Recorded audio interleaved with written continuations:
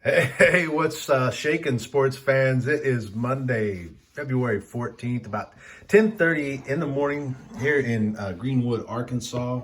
I'm gonna kind of set this over here while I sort these cards and kind of just talk about what had happened yesterday. And happy Valentines out there. Happy Valentine's Day, let me say, to all you out there who are celebrating Valentine's Day or thinking of others on Valentine's Day. That's good stuff. Shout out to the Valentines. And man, Super Bowl Sunday. What a game. Interesting game, man. I thought the Bengals were going to pull it out. You know, their ability to run the ball, I was really impressed. You know, Joe Burrow. I was surprised at the Rams' inability to run the ball, to be honest with you. And that was kind of crazy, kind of wild. I began to wonder, as Sean McVay, here's two Super Bowls in which their run game was woefully ineffective, and really the offense didn't seem like it was doing much. And I know I think that it kind of felt like to me they were making a bigger deal out of the Odell Beckham situation than what it really was. I mean, because every team's prepared, you know, to do this, that, and the other. And I'd heard, you know, like Nate Burleson, he said, man, Van Jefferson has to step up, man, and the Bengals defense, you know, how do you come off the bench in street clothes and get a penalty? I mean, I thought dude was a streaker. It was crazy. So let's get down to it, man. Just here's some singles that'll go out. Single PWE, you know, 99 cents to $1. Here's kind of a double stack. Tyler Boyd, Joe Mixon, and he, man, I underestimated this guy to begin the season, and I hope Cincinnati shores up their offensive line, and man, we could really see an amazing team going forward. So then those are our PWE singles. And then we had a guy, a couple buyers come by, and man, just the importance of listing every day.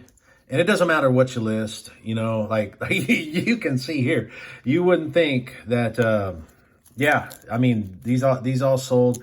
I had got these listed. I made a point. I said, man, I need to get as many Rams and Bengals in the marketplace on eBay as possible. And I did, and it kind of paid off. Now, last year, I had a better sales day. Super Bowl Sunday was better in sales volume, well, maybe not in volume of cards, but in gross revenue. But, you know, it's kind of different product offerings. So we'll take it. It wasn't a bad day overall. So there was those singles that we showed. We got this one shipment going out, and you know, dude sent a note, you know, hey man, ship securely. So we're gonna take him up on that offer. You know, we'll try out that number 10 envelope method. And then here's some stacks, and these weren't on eBay very long, so I listed them. And probably with, you know, I listed them, I put my phone away, and by the end of the game, these things had sold. And I listed them, you know, during the pregame activities. And crazy as it sounds, man, these three stacks right here are going out to our man Jerry in Nampa. So thanks again, Jerry, man. We hope you enjoyed the Super Bowl. We're enjoying packing these up for you to ship out. And what's cool about this is, you know, it's one of Jerry's many stops over the past few weeks. He comes in and man, he just buys, you know, anything. Like I don't think he's just he buys it all. I mean, a lot. He buys intentionally is what I'm trying to say. And man, I can't explain to you how cool it is. Like, hey, man, here he picks this guy up, this OBJ for you know, essentially a quarter. You know, how important it is for Jerry to stop in and do something like this, you know. So he hits you know, he hits these two Ram stacks. So, and what the importance of that is, you know, those cards hadn't been on the marketplace for a couple hours. And so, you know, we do have followers. Jerry may be one of our followers. I'm not sure if eBay allows you to see who your followers are. But, you know, how it works is you post some cards, they get an alert, and then boom, they go and buy the stuff. And that's really cool. And then that makes these, you know, low-end cards really worthwhile. And while he was at it, man, Jerry comes in there and he hits up the Falcons. And, man, you know, who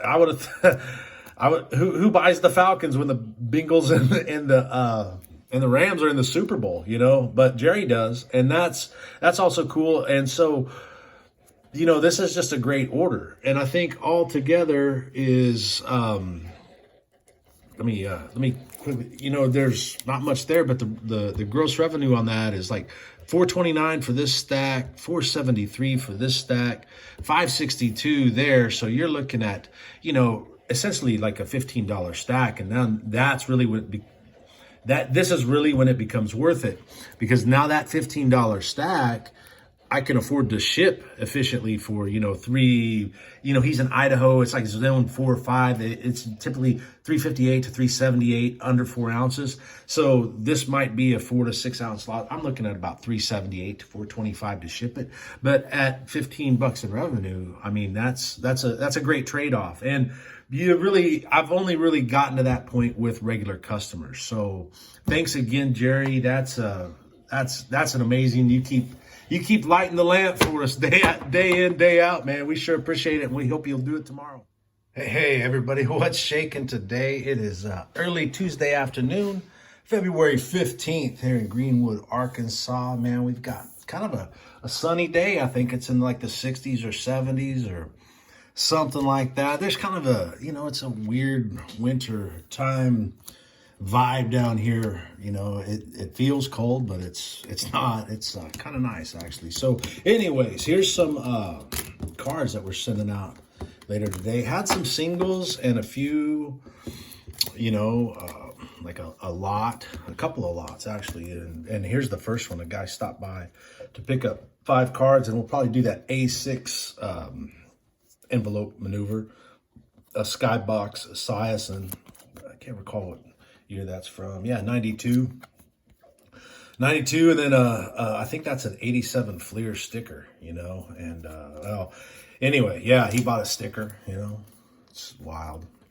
Mecklenburg, Fletcher, Mark Jackson. So I wonder, sometimes when lots like this go out, I wonder, man, what's a collector like? He's probably a guy around my age or something similar, interests probably similar. It's always interesting, And then had a collector stop by and pick up a couple Lawrence Taylors. This is one of those 2013 Topps threads that we'd been talking about in the past, and Topps Magic. She also picked up, and I say it's a she, and this is crazy because I notice a lot more.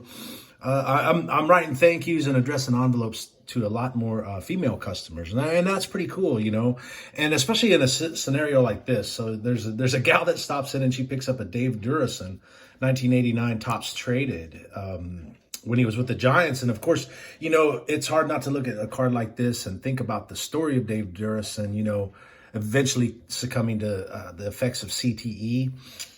It's kind of wild. So, it's like a crazy deal where you've got an unsuspecting customer, like you wouldn't expect some gal to stop in, some soccer mom or something, stop in, pick up some sports cards, and then when she does, it's LT and Dave Durison. But sometimes, a lot of times, that can be a purchase for somebody else. However it works out, and then a Cooper Kupp single. Malcolm Jenkins single, and those are coming out of our our quarter box listings, whatever you want to call them. So it's just 99 cents right there, and that's really when the payoff's really cool. And speaking of that cool payoff, and this doesn't look like much, it's just this Joe Montana 2020 Select die cut. Now I kind of dressed it up a little bit by putting the colored sleeve there, so that way it kind of sets off that top loader.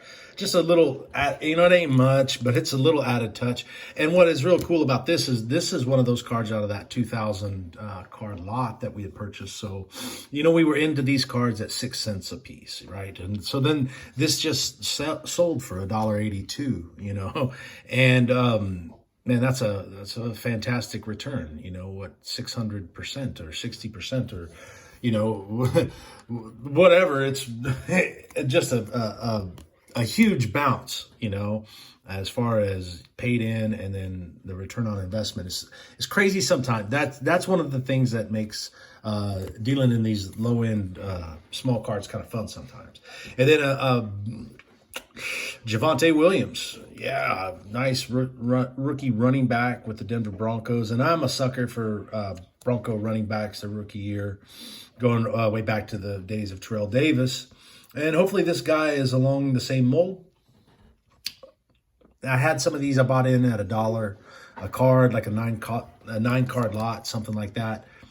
Put them out where the price point would have been right around $3. Didn't really work. This I accepted an offer, I think, of $1.25. So that put the overall transaction at about $1.93 for the buyer. So these guys are really solid at a $2 card. So just that's how I look at them going forward. I pulled a couple back, to do something with later maybe, but for right now, that's a $2 card going forward. And I'm fine with that because I think I can find more at less than $1. And then a 95 first day. I guess this would have been first off the line back then, and maybe it's a 94. So Collector's Edge 94, first off the line. I think that might be the first official first off the line card I've ever had. I've never bought into the hype or anything like that, but yeah, Chris Jackie. Pretty decent kicker for the Packers back in the day, and yeah, first off the line from 1994. So there you go. But appreciate you guys stopping by. It's always awesome to be able to share these stories with you guys about the cards before we ship them out. It's one of the more rewarding aspects of actually collecting in the modern day.